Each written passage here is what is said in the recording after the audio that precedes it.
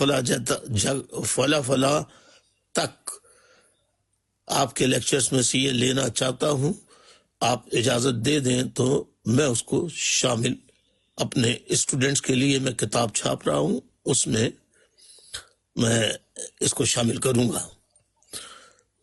تو میں نے ان کو اجازت دے دی اور وہ چھپ بھی گئی اور اسٹوڈنٹس میں وہ تقسیم بھی ہو گئی.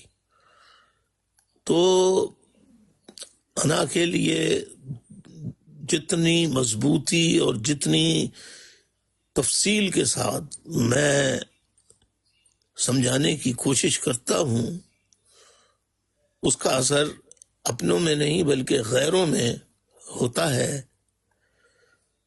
تو اگر ہم غور سے سنے نہیں، سننے کے ساتھ ساتھ اس کی گہرائی کو سمجھنے کی کوشش کریں، تو انسان بہت سی بیماریوں سے، جو ذہنی بیماریاں ہوتی ہیں، جو انسان کی اپنی پیدا کردہ بیماریاں ہوتی ہیں،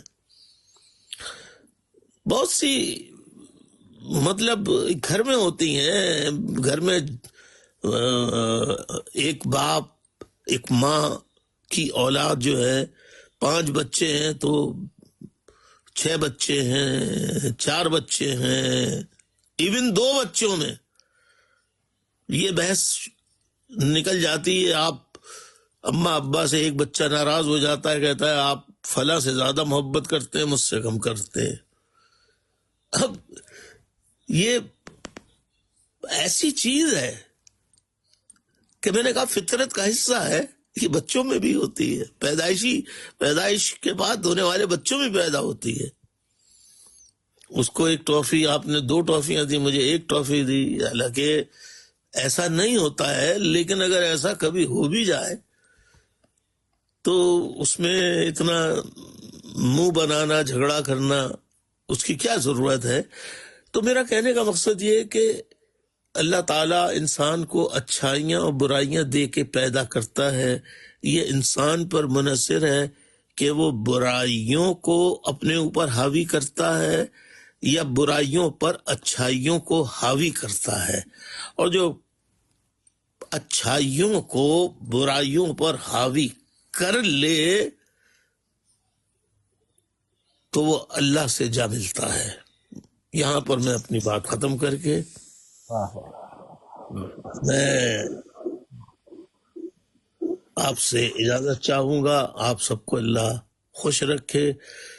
پاکستان میں اللہ تعالی حکمرانوں کو، خصوصاً فوجی جرنیلوں کو عقل دے، ہدایت دے کہ وہ باقی ماندہ ملک اور ملک عوام کے فائدے کے اقدامات کریں.